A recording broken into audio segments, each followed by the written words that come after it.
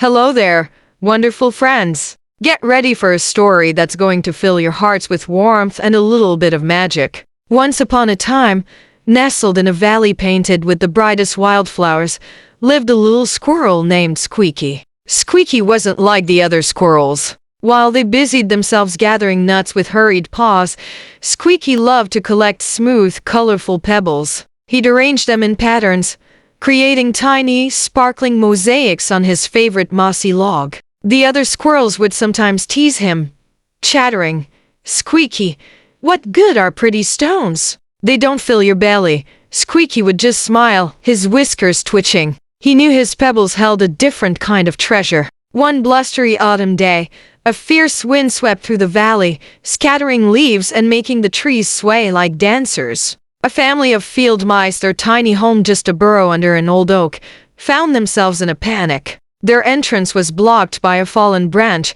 too heavy for them to move. They squeaked and scurried, their little hearts thumping with worry. Just then, Squeaky, who had been watching from his log, scampered down. He didn't have the strength to move the branch himself, but he had an idea. He remembered the smooth, round pebbles he had collected. He carefully nudged them, one by one, under the edge of the branch. Then, with all his might, he pushed against the branch, using the pebbles as tiny levers. Slowly, inch by inch, the branch lifted just enough for the grateful mice to squeeze through their home.